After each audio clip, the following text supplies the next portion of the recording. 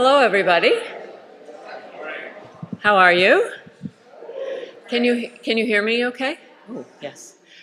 Well, what a fantastic morning. It's gorgeous outside, but it's gorgeous right here, seeing you all here. My name is Betsy Bradley, and I'm the president of Vassar, and I have been since 2017. And this is such a wonderful day. Never been through anything like it before in my 7 years here, but cannot wait. And let me begin by beginning with the mastermind of the whole thing, I think, at least from Vassar's point of view, which is Professor Yvonne Elet.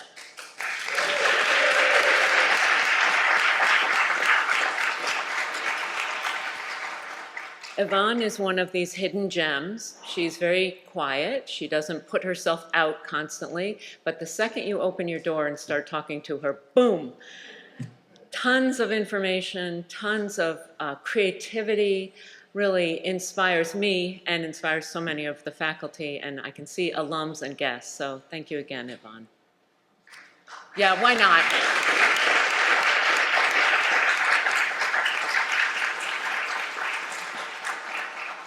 Well, this is a very fitting place to have today because the importance of nature has been part of the ethos of this college from its very inception and on the grounds and also in the curriculum. How many of you are alums here or who have studied here? So you know, not as many as I thought, so you know. Hello, how are you, Karen? As Professor Yvonne Elet will sketch for you in a moment, our park-like campus is an arboretum, and 3 generations of the Olmsted firm and other important designers have contributed to its current form. Today, as we appreciate our grounds for aesthetic, educational, and ecologic reasons, and for reasons of health, I, as a specialist in public health, am particularly gratified that the conference brings together speakers who will address the ways in which the landscape can foster health, as the Olmsteds understood that a century ago, and as our scientists are approaching it now. In fact, I'm pleased to announce today that Vassar is the latest campus to have joined the Campus Nature RX network. Yes, good news. It sounds like you all know what this is, but for those who you don't, it is, okay, one does not. It's a consortium of over 70 U.S. colleges and universities that support campus health through inclusive and equitable engagement in nature. Our membership will draw attention to the many ways we use our campus landscape to foster physical, mental, and spiritual health on our campus community and for all of our visitors. And we hope it will draw more people to these resources for us all to learn how a campus can, in fact, really improve one's mental health and well-being and adjustment. The timing of this conference is serendipitous. I can also announce that we are planning for the centenary of our campus arboretum next year, so come back. Professor Elet will describe this. We'll be celebrating its history and making new plans for its future.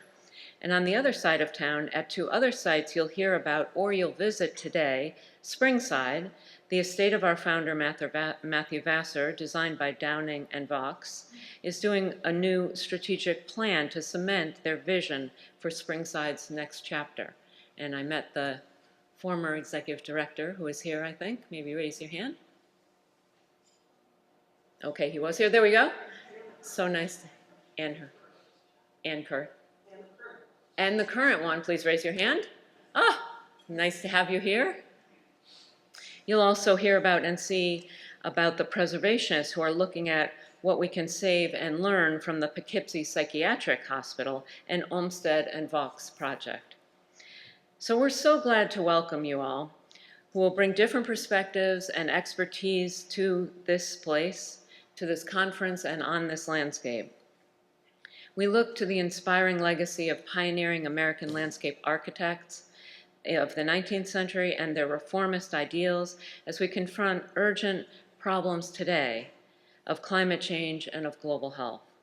If we're successful here today, the cross-pollination of ideas via formal programs, but also just informal serendipitous conversations will help us all to better steward our historic landscapes for a beautiful, just, sustainable, and health-filled future. I want to thank everyone who's made the day possible, in addition to Yvonne Elet. So at the Olmsted Network, Philip Schultz, are you here? Okay. Chair of the board, Didi Petri, I definitely saw her.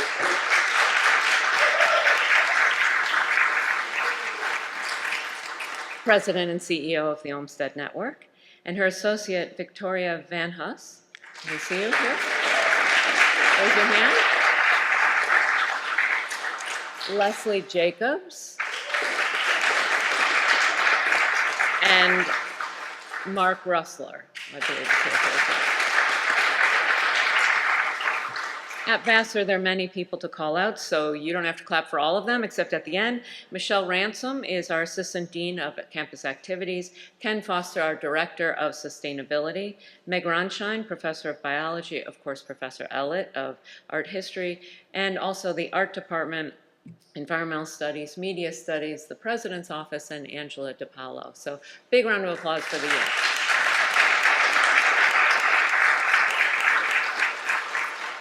And with that, I have the great pleasure of asking Yvonne Elet to come up.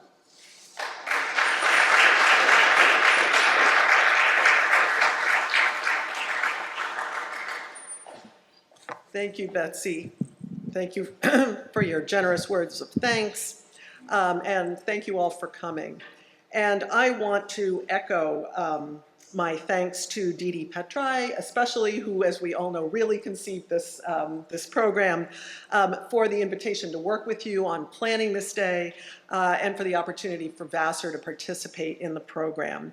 And I know I speak for all of us in thanking you and your small staff for the enormous amount that you do to promote the Olmsted design and environmental legacy, and for bringing so many of us together from disparate fields to advance that work. There are a few more seats, so come on in. My name is Yvonne Elet. As you've heard, I'm a professor of art history at Vassar, where I teach and research the history of landscape and other arts in Italy and America from the Renaissance to the 20th century. And I also serve as co-chair of Vassar's Arboretum Committee and as the VP of the board at Springside. And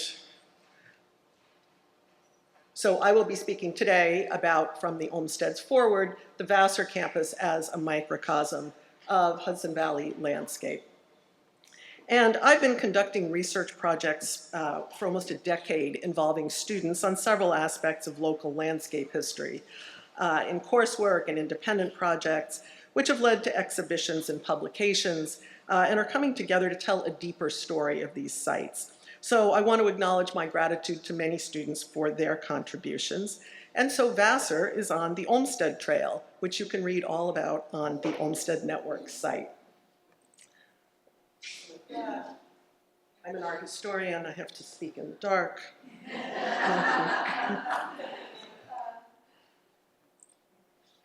So as you know, this conference treats you to many different kinds of landscape, from the park, private estate and psychiatric hospital, to the college campus. All different topologies, but with interesting overlaps. All here in the Hudson Valley, locus of formative ideas in American landscape design. And I want to consider the filiation of some ideas from Downing and Vaux through the Olmsted family, Samuel Parsons, and Beatrix Farrand, all protagonists in this story. So it's my task today to draw together some of the threads of this conference and these landscapes of renewal. And let me start with the earliest of the landscapes you'll see this weekend, Springside. Matthew Vassar, a successful brewer, entrepreneur, philanthropist, and later founder of the college, bought a plot of land then just outside the city, which he developed into his country estate, in which he's depicted here. To design it, he hired America's foremost landscape designer, Andrew Jackson Downing, based in Newburgh, site of his family's nursery business, as many of you know or heard yesterday. Downing translated the forms of European villas and English landscape gardens to American needs and democratic ideals, designing for people of various means, reflecting his ethos that any person could have a house and garden of their own. He was also a highly influential writer who steered American popular taste in landscape and garden design through his books and periodicals. And he believed in engineering social progress through tasteful placemaking and fostering personal well-being by helping people find satisfaction and pleasure in their homes and gardens. For Vassar, Matthew Vassar, he conceived Springside as a 47-acre ornamental farm comprising a network of buildings and landscapes connected by winding paths. While on a European tour in 1850, he met Calvert Vaux and convinced him to emigrate to the US and work with him, first as an assistant, then as a partner, and Springside was their first project together. Both combined design of landscape and buildings, although Downing was primarily a horticulturist and landscape designer, Vaux an architect, and it remains to distinguish their contributions to Springside to the extent that's possible for their collaborative work.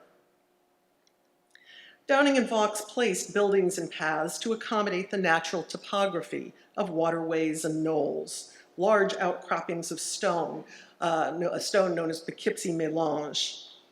And you see the siting of the gardener's cottage and winding paths around this giant knoll as it would actually come to be. It's often said that Downing lay lightly on the land, and here we see the very pragmatic basis of that design at Springside, his best known and virtually only surviving landscape, with paths configured around the giant rocky outcroppings. These winding carriage paths gave surprise vistas as visitors rounded each bend, views of graceful flora and fauna, fountains, sculpture, duck ponds, meadows with grazing sheep, or of picturesque, craggy wooded knolls. And Vassar embraced Downing's belief about well-designed homes and gardens as a force for public good, opening Springside to visitors, which prefigured the public park. But as you know, Downing died unexpectedly in July of 1852 in a steamboat fire on the Hudson at the age of 37, leaving Springside not quite finished and big unfinished projects for the Capitol, White House, and Smithsonian grounds. Vaux went on to work with Frederick Law Olmsted to realize New York Central Park, as everyone knows, for which Downing had been an advocate, and which borrowed in some ways the natural aesthetic of the undulating hills with Springside's Hudson Valley topography, but necessitating extensive earthwork in Manhattan. They moved something like 5 million cubic yards of stone and earth. And near the end of their careers, together with their sons, John Charles Olmsted and Downing Vaux, who was named for his father's late partner, the duo created Downing Park in Newburgh as a memorial, the subject of yesterday's conference, which so many of us had the pleasure of visiting together. Meanwhile, Springside was later declared a National Historic Landmark in 1969, but immediately thereafter, most of the buildings were destroyed by arson. And following an epic legal battle between developers and local preservationists, a Springside nonprofit was formed in 1987 that still controls the historic portion of the site. And the tours this afternoon will be led by two of the people instrumental in fighting that battle, John Mylod and Harvey Flad, longtime stewards and historians of the site. The tiny gardener's cottage, which is was just 37 feet square, where Matthew Vassar himself actually lived for a time, survived the fire, but later fell into ruin. And so there's an ongoing excavation project that will preserve and display and interpret the ruins that you'll get to see. The one remaining building, the Porter's Lodge, is a storybook cottage in the Hudson River Valley bracketed style, characterized by Ada Louise Huxtable as a particular American confection of board and batten siding with pointed and truncated gables and jigsaw frosting trim. And it will be specially open for today's tours, and we're currently repainting it based on a study of historic paint colors, so you'll see that project underway too. Between loss, modern development, and the growth or death of vegetation, this ornamental farm is now a verdant nature park. But the core layout of the ornamental garden and its paths remain. You can do self-guided tours anytime now with new trail markers and an audio guide, or even a vicarious tour via the website where a drone flies through the winding paths for you. Now, for a Springside coda, The estate's original appearance, or at least its patrons and designers' aspirations for it, are best known from these 4 paintings that Vassar commissioned from the English landscape painter, Henry Gritton, right after Downing's death. And they originally hung in the dining room of Vassar's city residence, but were separated at his death. The Francis Lehman Loeb Art Center here at Vassar has long held 3 of them, and I'm pleased to announce that they recently acquired the 4th, the one at the bottom right, reuniting the set.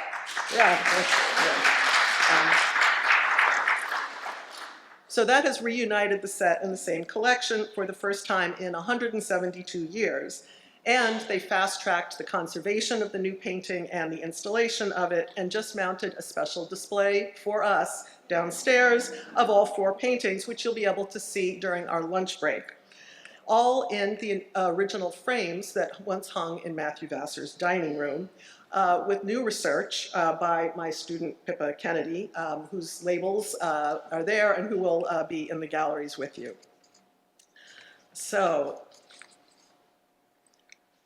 now by the time Vassar founded his college, Downing had been dead for over a decade, although his ideas about the beautiful and picturesque landscape were obviously well familiar to Vassar. Early marketing imagery for the college depicts a scenic pastoral setting, whereas photos show a more bleak landscape, dotted with young conifers. Come on in, there's a few seats over here. The flat central area of campus had previously been a racetrack, cleared of all vegetation, although it was surrounded by creeks, a spring-fed lake, ravines, farmland, and woods, affording a range of landscapes, once home to the Munsee Lenape peoples, to whom Vassar records its debt in our land acknowledgement. Vassar's main building, which originally housed the entire institution, was then among the country's largest structures. And the surrounding landscape was probably designed by the original architects, Thomas Tefft, then James Renwick, with assistance from Vassar himself, as well as Howard Daniels of Baltimore. Vassar and Renwick debated the merits of a winding or axial approach to the monumental main building. The axial approach won out, which we see to this day, but that tensions between formal and informal design have obviously been endemic to this campus from its outset. Now, before turning to the Olmsted firm's involvement here, let me say a word about their campus designs more generally. The Olmsted's campus planning has long been overshadowed by attention to their work in other spheres, notably parks, but they were one of the foremost creative forces in American campus planning, working with more than 150 schools at various stages and in different modes. These projects both contributed to the firm's success and also to shaping the American educational landscape. A few more seats over here. Of course, welcome. And the 2022 bicentennial of Olmsted's birth prompted many institutions to trumpet their Olmsted connections, us included, although research often reveals rather complex narratives of Olmsted involvement.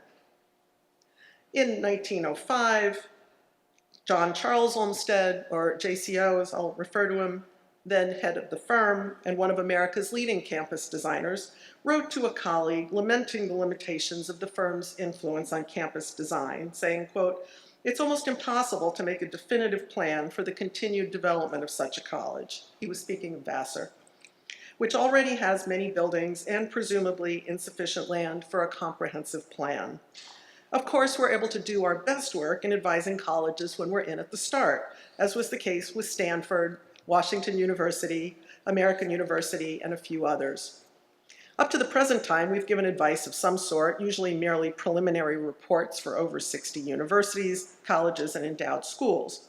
I think these colleges ought to consult us whenever any new building or other similarly important change in existing conditions is contemplated, but while some college professors seem to grasp this idea, they usually, I suppose, are unable to secure the approval of the trustees to the necessary expenditure, close quote. Elsewhere, not Vassar, he decried how buildings had been added promiscuously over time, resulting in not so admirable building arrangements. Now, this situation in part reflects the iterative nature of campus planning and growth that we all know well by ever-changing protagonists, and it's often been particularly acute for small institutions of modest means which lack a design program or a university landscape architect. But even institutions that did not originate in an Olmsted plan in whole cloth can be revealing about the firm's principles and practices for shaping educational institutions. So here's what we found at Vassar. The firm consulted at Vassar at 3 formative stages for the college in 1868, 1896, and 1929 to 32. For starters, Olmsted Sr. and Vox visited the Vassar campus just a few years after it opened on August 3rd of 1868. The next day, Olmsted wrote to his wife, Mary, mentioning Vassar only to say, "They have a miserable plan to be amended, that's all."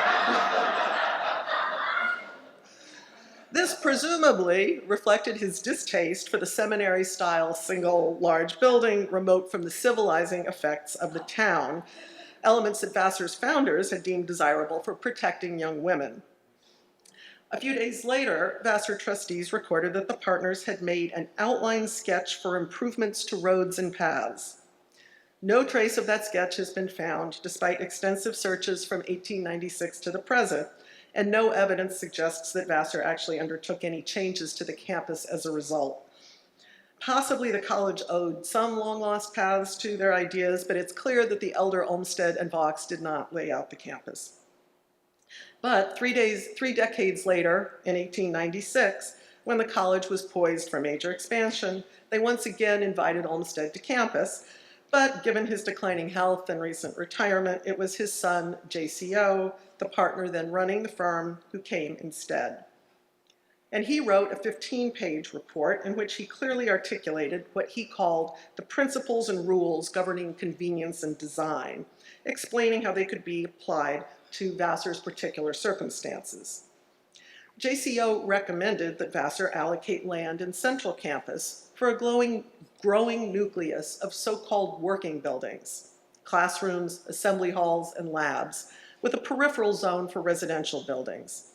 He proposed placing working buildings on either side of the axial main drive entrance to form an imposing architectural group about a quadrangle.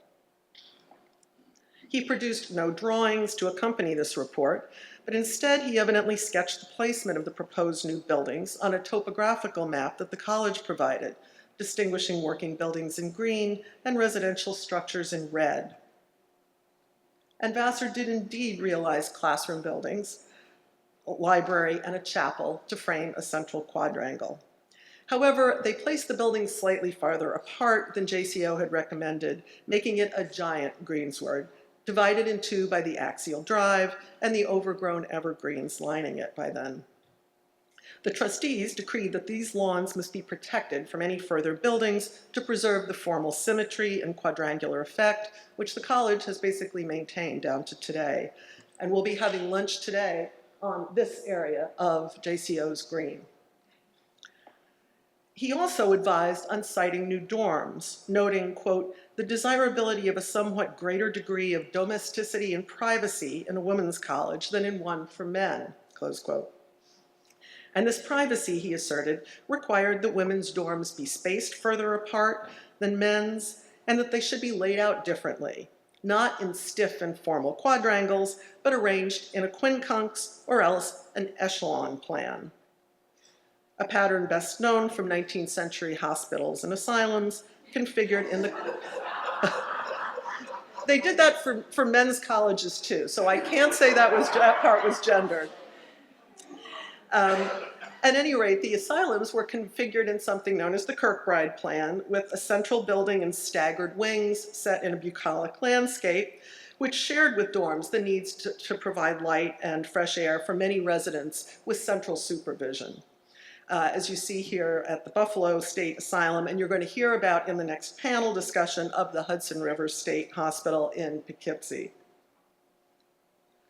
Vassar disregarded this suggestion for practical rather than gendered reasons, evidently, instead configuring the dorms around a quadrangle adjacent to the main quadrangle. So the college followed JCO's recommendations in significant ways, but not fully. As they did on other occasions, they sought the opinions of distinguished consultants, but made the decisions locally. But if they did not adopt his suggested dorm layout, they did follow his general scheme. JCO's central quadrangle established a formal sector of working buildings, along with the dorm quad, in the central campus, which would be complemented by informal schema in the surrounding zones, following the topography of hillocks, hollows, and streams. As the buildings surrounding JCO's main quad and the dorm quad neared completion, the college sought to beautify the grounds and look ahead to further expansion. Curiously, they didn't return to the Olmsted firm, but instead sought plans from several other landscape architects before settling on Samuel Parsons, Jr., the celebrated New York landscape architect. The son of two generations of distinguished horticulturists who created an important nursery in Flushing, Queens, supplier of European trees and shrubs for Central Park and other Olmsted projects, the younger Parsons had a broad knowledge of plants. Calvert Vaux mentored the young Parsons, who became a partner in Vaux's firm and succeeded him at Central Park, where Parsons served as superintendent of planting and later landscape architect from about 1880 to 1911. Ironically, he's now also remembered for having introduced the fungus that wiped out the American chestnut tree, including many on this campus. Parsons produced a large and detailed planting plan of the Vassar campus, showing its buildings connected by an intricate network of paths and identifying trees and shrubs, distinguishing extant and proposed plantings. And this constitutes the college's first surviving landscape master plan, to my knowledge, and it's unpublished. Vassar President Taylor expressed enthusiasm for the plan and the notion of implementing it over time as funds permitted, but he also acknowledged that it was at times rejected or forgotten, which is an interesting chapter in Vassar's varied kind of adherence to or resistance to following holistic campus plans. Parsons created another plan for the undeveloped areas of the property south of Vassar Lake and the Fountain Kill, perhaps conceived in response to Taylor's repeated urging to consider future needed buildings. And this plan comprised a formal quadrangle of 9 buildings straddling Raymond Avenue, which runs through it here, the major kind of north-south street right in front of the college, as well as a naturalistic garden featuring new dams in the Fountain Kill here to create a series of 4 lakes crisscrossed by a network of winding paths. So it's striking for its combination of formal and natural modes, that ongoing tension. Unsurprisingly, Parsons' planting proposals were more successful than this improbable, if interesting, vision for campus expansion, which was covered in Architectural Record and the New York Times. And although this plan remained unrealized, it's interesting that campus planning for buildings as well as plantings was entrusted to a landscape architect, as indeed John Charles Olmsted had advised on campus layout, the placement of buildings, and other architectural issues in 1896. And this reflected shifting relations between the disciplines of architecture and landscape design, and the emergence of landscape architecture as a new specialty around the turn of the century. And in fact, it was in 1899 that the American Society of Landscape Architects was formed, reflecting this new professionalization and this new moniker, landscape architect, which had been promoted by Olmsted and Vaux, not without disagreement. And they are celebrating its 125th anniversary this year. And I just want to note that among its 11 founders were our protagonists, JCO, its president, FLO Jr., Parsons, Downing Vaux, and Beatrix Farrand, who will enter my story in a moment. Now, although I'm presenting a chronicle of distinguished landscape architects, consultants to the college, the campus's development was, of course, the fruit of collaboration among many stakeholders: presidents and trustees, grounds managers and staff, faculty and students. In the early 20th century, we put the students to work. In the early 20th century, amid profound social and cultural upheaval over women's roles, Vassar instituted several interesting curricular initiatives engaging environmental and landscape issues.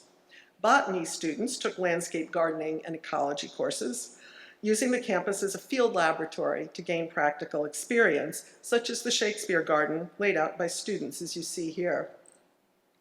The hiring of Edith Roberts in 1919 as professor of botany was one of the most consequential events in Vassar's green history. A plant ecologist, Roberts introduced forward-looking ideas about what we now call sustainability to Vassar and redesigned the curriculum around those ideas.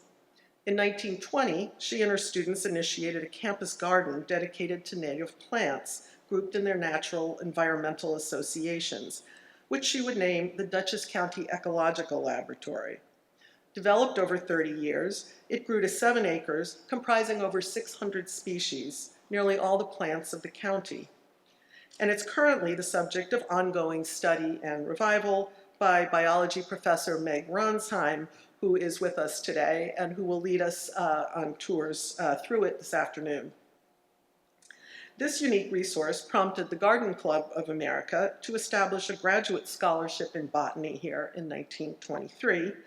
And based on Robert's work in this garden, she co-authored a booklet for the club's conservation committee on the ecology of the plants native to Dutchess County, New York, in 1925, and with Elsa Raymond, the 1929 volume, American Plants for American Gardens, a fundamentally important early manifesto on ecologically based landscape design. The college was also promoting landscape architecture as a major and a career for women, a field for modern girls. And the confluence of so many leading landscape architects and botanists at Vassar within the same few years, most of them women, made the campus an exciting center for the exchange of new ideas about landscape design and plant ecology. I believe that Roberts was also instrumental in establishing the campus arboretum here. In 1920, right when she got here, she wrote to class secretaries seeking information on their class trees, a tradition established at Vassar in 1868 that continues today, that each graduating class plant a tree. Roberts and her students researched and commissioned photographs for the first 50 years of class trees, publishing a book to raise funds for them. They also planned a conference for alumni in 1925, resulting in a large 50th anniversary class donation to fund an arboretum. Just months later, Farrand hired Beatrix Farrand, the foremost woman landscape architect in the US, to design it. Farrand was by then well known as the only female founding member of the ASLA, celebrated for her domestic commissions, houses and estates, but also, unusual for a woman at the time, for her institutional landscape designs, notably at Princeton and Yale. And although she would go on to design for many more campuses, Vassar was her single opportunity to work at a women's college. Farrand's hiring caused a stir.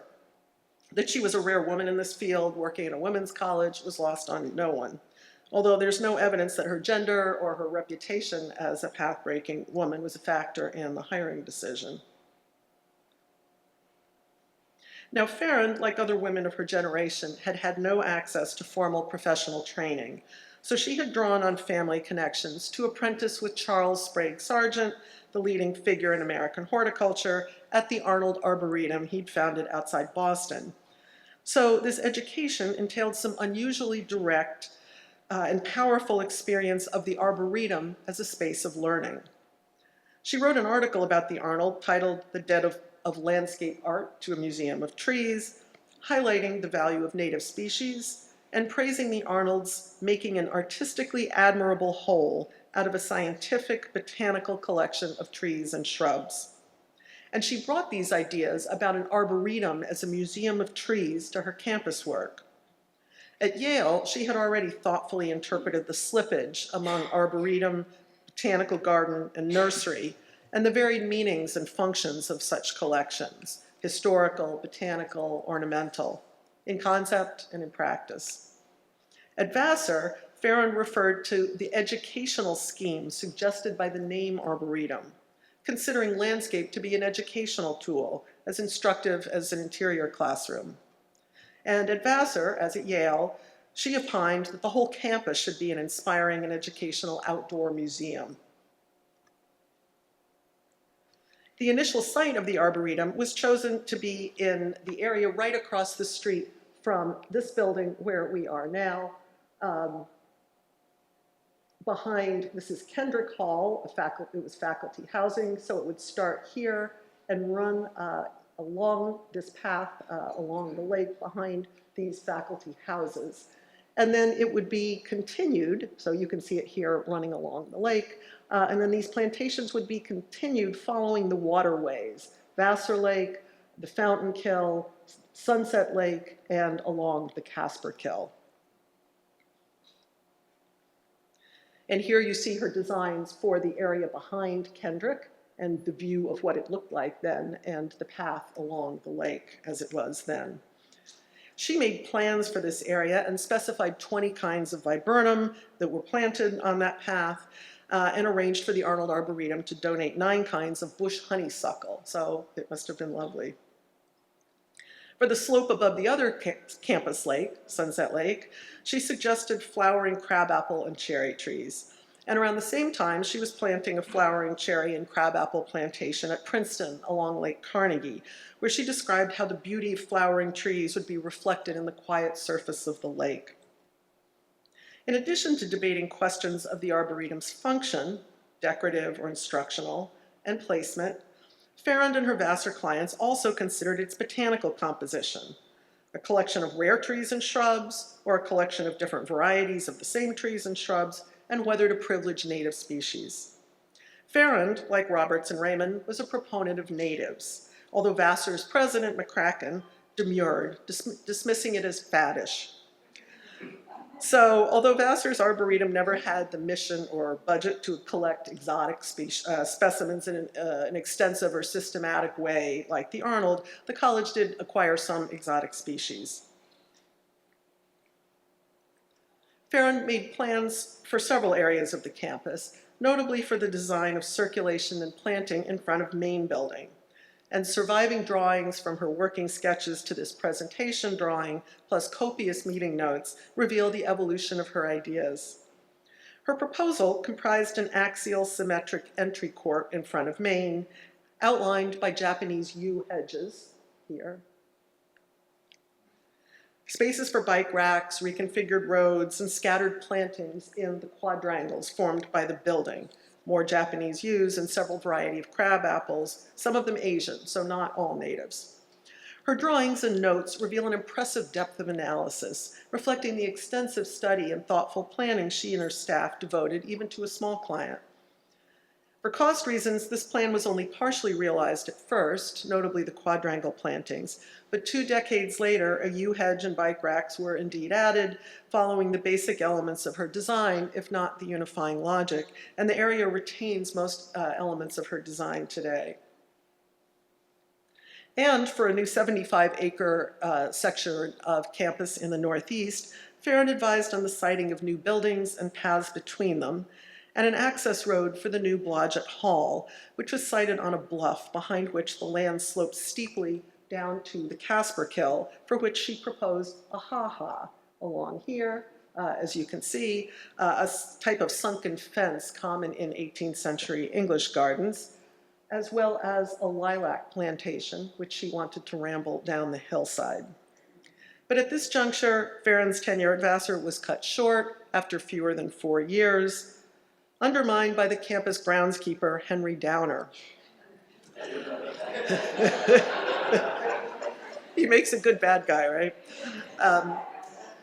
A Q-trained horticulturist, and actually beloved to generations of Vassar students, Downer clearly resented the interference on his turf, and additionally had trouble working with strong women, notably Farrand and Roberts, with whom he repeatedly clashed.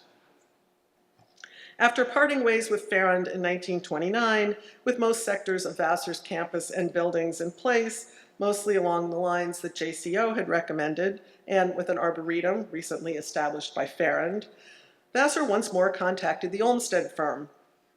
JCO had died and the firm was directed by FLO Jr., who, without mincing words about Vassar's campus, handed off the request to partner Percival Gallagher, then involved in the campuses of Bryn Mawr, Duke, and Harvard Business School.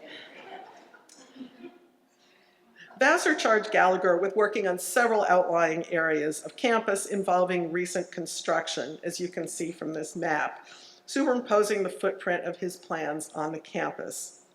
A trove of material survives from this phase, much of it in Gallagher's own work, plus in his own hand, plus 38 drawings by other draftsmen at the firm.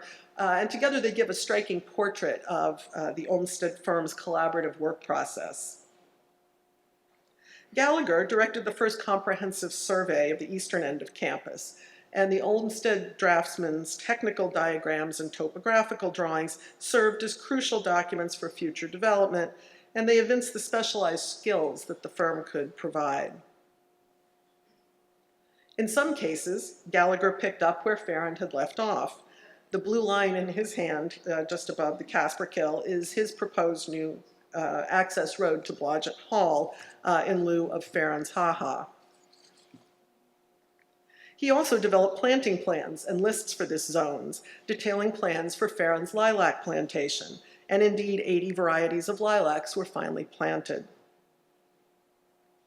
Circulation and parking for newly popular automobiles was one of his primary concerns, especially for the new Skinner Concert Hall. Now, this building was plunked right in the middle of Robert's ecological laboratory, so Gallagher deftly maneuvered between the warring Roberts and Downer about plantings surrounding the building. And if we look at the back of the building across her echo lab, we see what was involved. Downer took a dig at Roberts, writing in the alumni magazine that his plans for this building would, quote, tame another rough area and create a proper setting for such a handsome building, close quote. Interesting about the different variety and the different values associated with different types of landscape. Gallagher also worked closely with Downer to develop new areas of the Arboretum, advising on the selection and siting of species. And again, they debated whether to privilege natives, whether the Arboretum should be campus-wide, and the intended function, whether for educational, practical, or aesthetic purposes. Gallagher ultimately recommended choosing plants primarily for ornamental rather than botanical interest, and limiting the Arboretum's footprint to open sites on moist ground unsuitable for building. His report evidently reflected the trustees' wishes rather than theoretical ideas about the potential of a campus arboretum. And it seems that where Farrand took a strong stand on the subject, which contributed to her ouster, Gallagher read the room, picked his battles, and did the best possible within the client's directives. Many of Gallagher's proposals remained unexecuted, although they laid the groundwork for later development. And some of his recommended paths and many plantings are still visible today, such as the Japanese maples at the center of the dorm quad. After his untimely death in 1934, Olmsted partner James Dawson wrapped up his projects, bringing the Olmsteds' involvement here to a close. The Olmsteds' recommendations to Vassar at different stages of campus development and on different sectors represent a range of the firm's consulting activities. The work of JCO and Gallagher were starkly different in tone and substance. Yet certain fundamental Olmsted principles informed the plans in each era, principles that could be flexibly applied based on site, program, and institutional constraints, as JCO explained and Gallagher demonstrated. And if we can read Olmsted campus principles and ideas more clearly at institutions where they had a freer hand to design out of whole cloth, we can also see their creativity, flexibility, and pragmatism in these piecemeal consulting projects endemic to campus development. So at this point, the basic campus footprint was established. Subsequently, new layers have been added, circulation revised, plantings replaced, recasting connections among buildings and campus sectors, and new buildings added. And to mention just a couple in these areas outlined, Eero Saarinen consulted on the campus master plan from 1954 to 58, coeval with his work on the St. Louis Arch and the TWA terminal. And you see his model for the dorm he designed here, sited on a circular plot of land that had long served as an exercise ground. He designed 2 wings, forming a semicircle completed by trees, although only one wing was built, with its famous sunken lounge. And he published his thoughts on campus planning just a couple years later in a 1960 Architectural Record article, describing the particular challenge on campuses of, quote, building proud buildings of our own time that are in harmony with the existing architecture and the outdoor space, close quote. And his father's advice to always think of the next larger thing, that is, spaces and relations that the building creates with others, with the campus plan as a whole, and the campus plan in relation to the city. A designer who gave serious thought to those issues was Deanna Belmori, whose fascinating work is ripe for study, I think. In addition to her well-known landscape design work, she held a PhD in urban history and published important works of history and theory, including an excellent essay on Farrand's campus landscapes. Like Farrand, Belmori was deeply engaged with the notion of campus, which she called, quote, that great American invention which puts buildings and open spaces on an equal footing. The courtyards then become as weighted as a building in their design importance, close quote. And she addressed these issues at Vassar with the construction of the Francis Lehman Loeb Art Center in 1990, designed by Cesar Pelli and Associates, of which she was a partner and co-founder. So we are here in Taylor Hall. We came in a door here or here. We're upstairs, and this is the art gallery next door. And in fact, this room was refurbished by Pelli, as you might guess from the design. Belmori designed this courtyard in between the 2 buildings, which you'll traverse on your way out to lunch, which mediates between the neo-Gothic and postmodern facades, if I can use that oxymoronic term for a group of floating buttresses, using colored pavement to reflect axes of vision and motion. She conceived a giant sculptural stone and aluminum bench that caps the access to the museum's entry pavilion, which leads to a walkway along a sculpture courtyard here and out to an L-shaped sculpture garden in the back. So here we are in the sculpture garden. The neo-Gothic flank of Taylor Hall is here. The piers of Pelli's loggia over here. And those piers extend into Belmori's gold-tone pavers. So again, pavement pattern and color mediate between buildings. She referred to the sculpture garden as an interface. And it seems that she formulated here her ideas about interfaces between buildings, between architecture and landscape, and between inside and outside, which she would later crystallize in her writings, A Landscape Manifesto of 2010, and Groundwork Between Architecture and Landscape in 2011.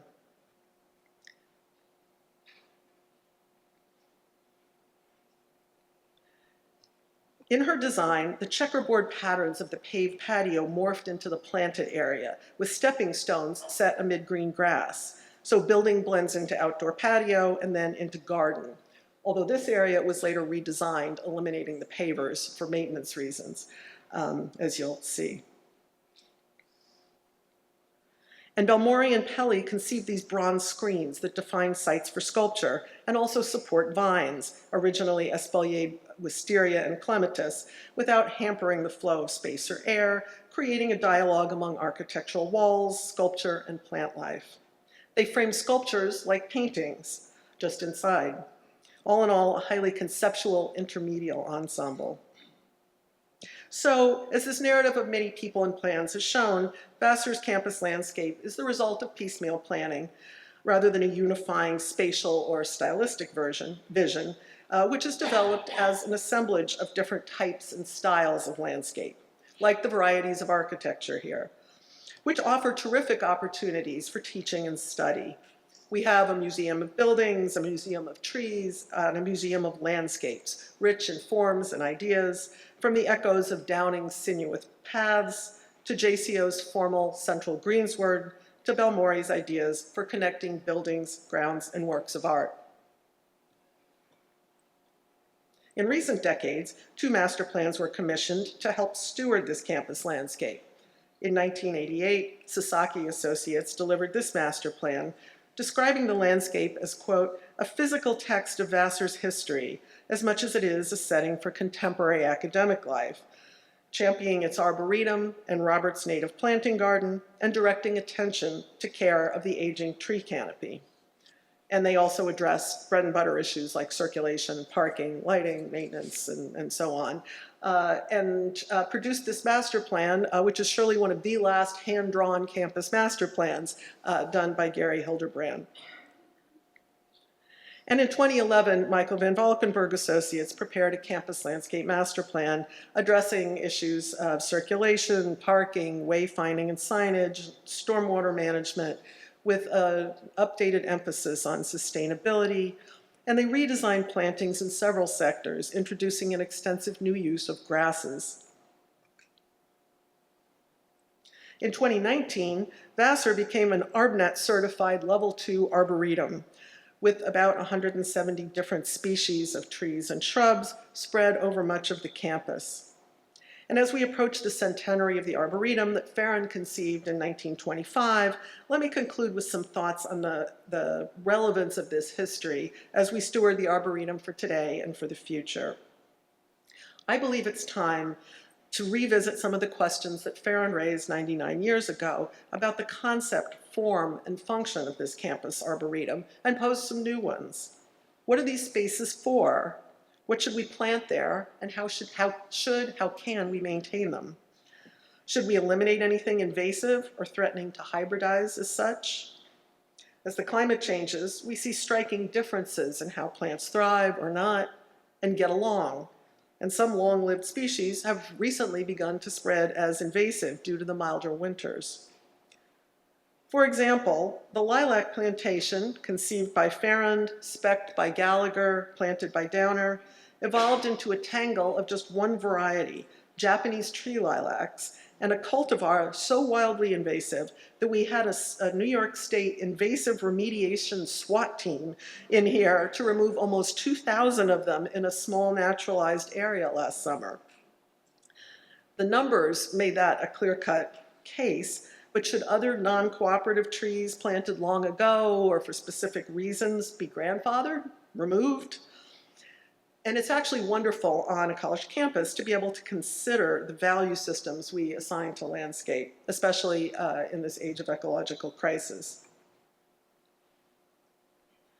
Now, the Arboretum is generally thought to encompass the 200-acre historic central campus that I've been discussing today, encircled in the red circle up here. But the college actually covers much more ground with other kinds of landscape, notably a 500-acre preserve to the south, comprising woodlands, grasslands, farmlands, and a beaver dam, which are also designed landscapes, but designed for different functions. Beavers are designers, right? So we're focusing on foregrounding and expanding the many ways of engaging with nature on this campus to foster physical, mental, and spiritual health, as we're doing with the new Vassar Nature RX initiative that President Bradley mentioned.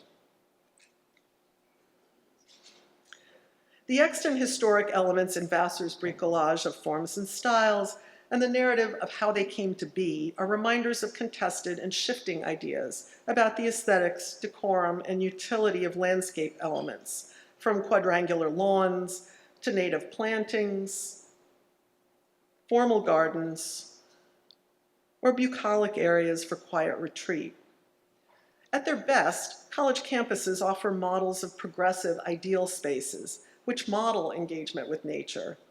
So how should we steward a campus landscape that reflects both the history and current identity of the institution, is accessible to everyone, fosters the health and well-being of our campus and community, is beautifully designed, and will be sustainable and resilient for future generations? What principles do we choose to model that students and others will take forward in their personal and professional lives? These are the questions that we're considering as we plan for the centennial of our Arboretum and its next century, and we're incredibly grateful for your presence today on our campus and the exchange of ideas with you all. So thank you. for coming.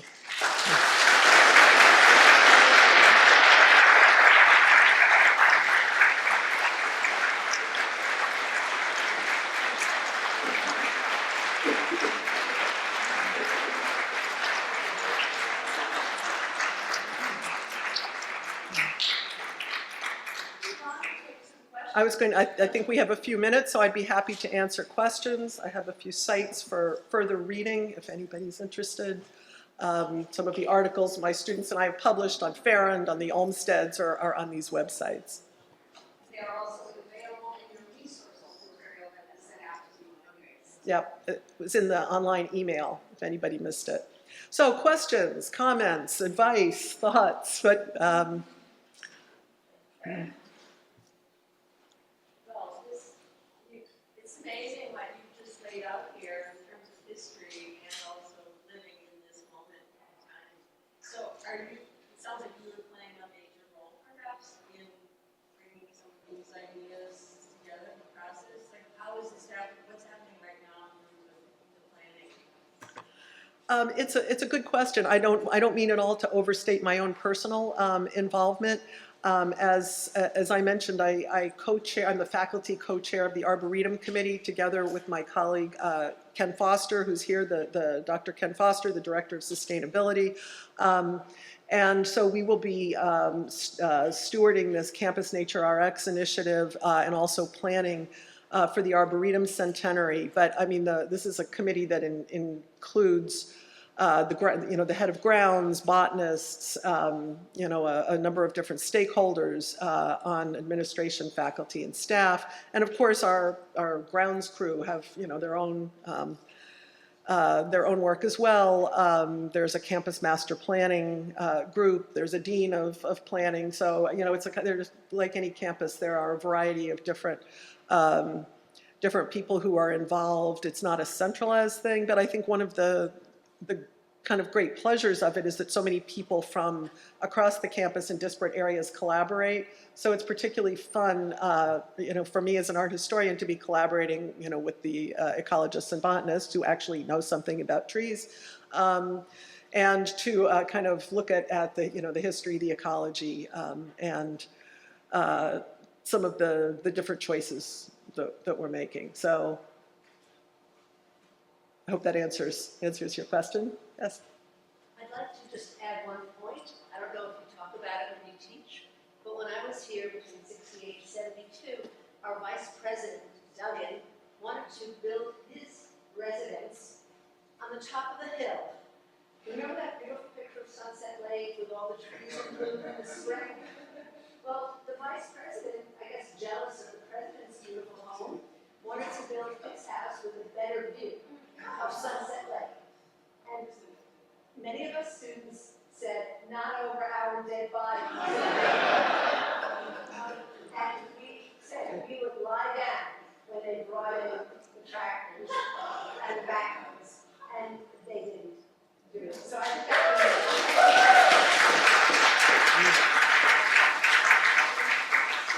this is about planning. It's just nice to see how lack of planning can get young people in their 1920 up in arms, and I think at the time it was Joni Mitchell's song.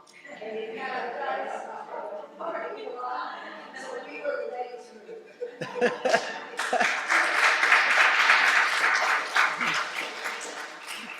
Thank you for bringing up that story, which actually I was planning to get to on the tour this afternoon. There's even another piece of it, and maybe you didn't add this. The students didn't just threaten to lie down in front of the tractors. The women crawled out of their dorms in the middle of the night with shovels and filled in the foundation hole that had already been dug for this house. So if you were one of them, we all thank you. And I've heard from women who were involved. The other funny piece of it was the poor architect who was commissioned to design that house was none other than Jay Johnson, the pioneering black architect who taught on this faculty for many years, was a beloved figure in Poughkeepsie, and who sensibly relocated that house to a different place on the campus where our Dean of Strategic Planning lives today. So the whole thing makes a fascinating story. But yes, student activism has had a lot to do with the campus, and I'm always encouraging it. I'm curious to know what the structure of the Board of Trustees was at the time when Ron was brought in, and the shift that took place, sort of that power struggle that took place between the women who were participating in shaping the vision of the school, and the openness of the board for that to happen, and then the shift that took place when that stopped. It's actually a really interesting story, and it was all pretty clear in the documents in the archives that Downer was really unhappy with Farron's initiative and degree of control. And so the board was chaired at the time by a local attorney named Raymond Guernsey. FDR was on the board, and I believe the grounds committee during the 20s, and I think it was at this moment. And there was a kind of tight group of the president, the chair of the board, and Downer, who played softball game with students, lived on campus or nearby, and had a certain, we live here, and you're an outsider quality. And it was also simply clear that Downer had a hard time working with her and with Roberts. So Downer kept asking for more control over the Arboretum, and at first the president said, no, we want a landscape gardener to advise on this. And then Downer pulled a classic kind of power move. He went out and got a competing offer from Cornell and threatened to leave. And he was otherwise an excellent groundskeeper, and the college said, we don't want him to leave. So they placated him with giving him control of the Arboretum, but they never told Farron. So there's this whole string of letters in which she sort of, and she could clearly see what was going on, but where she's writing saying, what's going on? Can somebody please clarify for me? And you see the tension build. There are letters that also in the archive in which Edith Roberts wrote to the president threatening suicide on multiple occasions on account of Downer's treatment of her. Now, by all accounts, she was a otherwise mentally healthy woman. I read these as a ploy more than a statement on anything else. So that was what was happening. That's how they managed to drum her out so quickly. Evidently, a good groundskeeper was deemed more important than any single consultant. So it was, it's interesting because Farron, of course, ran into problems at Yale with Ralph Adams Cram and some of the other clients she worked with, but she managed to maintain long-term relations with Yale and Princeton for decades. So the great irony that Vassar brought her in with fanfare and then kind of ran her out is really a sad story, I have to say. But she actually did do a lot while she was here, and and most gallingly, after she gave all these ideas about what the Arboretum should be, Downer proceeded to take credit for it, and the trustees went around saying Downer had the idea that the whole campus be an Arboretum. So one of the things that I was particularly, I don't need to smear Mr. Downer's reputation, because he was obviously a very beloved and successful groundskeeper that did a lot of great things. But one of the things that was most kind of gratifying was being able to correct the record to give her the credit that she's due for the conception of the Arboretum, and to celebrate that now, and then to begin to discover that Edith Roberts was in there laying the groundwork for forming an Arboretum in the first place. I mean, I'm looking forward to celebrating both of them in the centenary. So, sorry, long-winded disquisition. Arlene.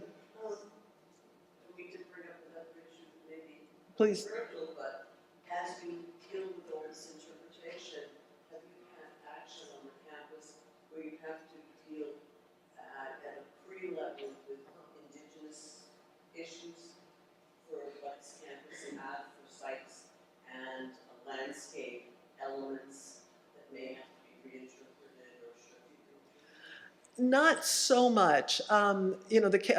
There's certainly a committee that deals with indigenous issues more broadly than landscape, which I'm not part of. This area was deforested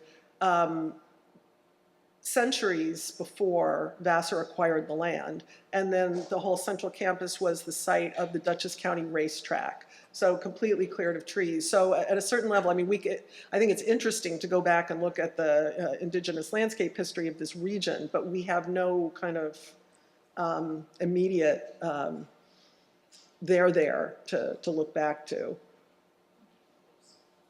I'm curious about the SWAT team that came into the Japanese lineups. Were they successful? They were. This was an initiative of the director of our preserve, Carrie Van Camp, who has student interns that fan out and document the invasives all over campus. So, you know, we have a bead on where they are and what they're doing. And because that area was such a tangle, she applied for, and got the New York State SWAT team to come in, and they're specifically trained. You don't just pull them up, you know, there's different ways of remediating different invasives. So the specialized SWAT team came in and worked together with students. And so I think they'll be back. So in a way, it's a privilege to have them. But the number that they found was jaw-dropping, even for us, the idea that there could be 2,000 of something.